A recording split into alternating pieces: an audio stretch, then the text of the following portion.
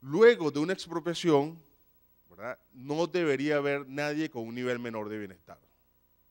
Ese es el otro principio básico en términos económicos. Nadie debería perder bienestar. ¿Okay?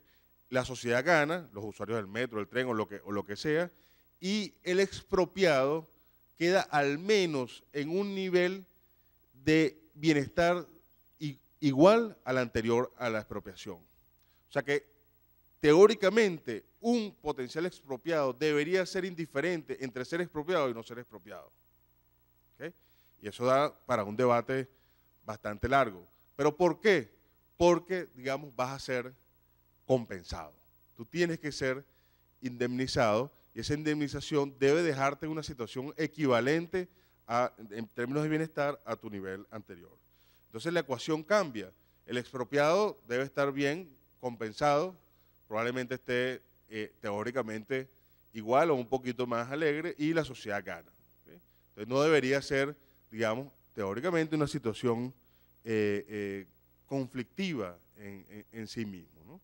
Y así, en principio, debería funcionar la expropiación. Ahora, hay casos extremos, ¿no? Como vemos en este caso en China, este señor, digamos, no quiso, no se sintió compensado por ninguna oferta y bueno, los que están desarrollando esta obra, evidentemente tenían los derechos de propiedad del resto de la situación y en ese caso creo que esa persona no puede vivir ahí, a pesar de que tiene derechos de propiedad sobre ese terreno, ¿no? Y esto justifica también lo que decíamos, la posibilidad de que el Estado obligue, digamos, el Estado y sus instituciones, porque estamos hablando que aquí el cuerpo legislativo, las asambleas legislativas tienen un rol que cumplir y los tribunales tienen un rol el sistema judicial tiene un rol que cumplir, ¿no? Luego tenemos casos que son más controversiales, y este es un caso relativamente reciente en los Estados Unidos, donde por muchos años se consideraba que la expropiación, al ser de utilidad pública, el objeto o la tierra o el medio expropiado iba a terminar en manos públicas. En una relativamente reciente decisión que fue sostenida por la Corte Suprema de los Estados Unidos, se aceptó que es posible que haya expropiaciones, digamos como en este caso, en este pueblo norteamericano, que el fin era la construcción de un centro comercial, que iba a estar en manos privadas. ¿Okay? ¿Y por qué un centro comercial en manos privadas? Porque se consideró que el desarrollo, el impacto económico que iba a tener ese centro comercial, digamos, iba a generar una utilidad social tal que justificaba la expropiación. De eso hay debates, hay libros, pero son lo que podemos llamar, ya empieza, fíjense ustedes que quizás esto cumple con el primer requisito, es decir, el valor de los expropiados es relativamente pequeño comparado con el valor de la obra posterior o de lo que va a haber luego de la expropiación, pero aquí el tema es, bueno, ¿quién usa, a favor de quién es lo expropiado? En este caso, eran unos desarrolladores privados que iban a construir en un centro comercial y que se supone que iba a tener unos beneficios sociales importantes, ¿no? Entonces, esto los podemos llamar casos de la frontera, casos de frontera o casos grises, ¿no? Luego, bueno, resumiendo, cuando el valor de lo pagado por la expropiación es equivalente al monto total del proyecto, perdón, este es el último caso, cuando el valor de lo pagado por la expropiación es equivalente al monto total del proyecto, es muy probable que no se justifique económicamente la expropiación. Es decir, digamos, si lo que yo expropio vale lo mismo lo que yo voy a tener al día siguiente para la sociedad, ¿cuál es la justificación de la expropiación? No hay un crecimiento del bienestar de la población y por lo tanto no existe utilidad pública en los términos que estamos hablando. Por ejemplo, caso contrario, si el Estado expropia 10 casas, ¿y qué tenemos mañana? Bueno, mañana tenemos un tren, entonces bueno, ok, hubo un crecimiento probable del bienestar público. Tú sabes que esa expropiación tuvo como resultado que hubo un mayor bienestar posterior.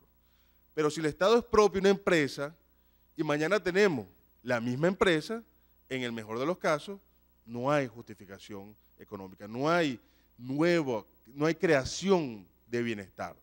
¿Okay? Y en ese caso, la figura de la expropiación se desdibuja, se descoloca. No, la figura de la expropiación es para casos donde se va a generar utilidad pública.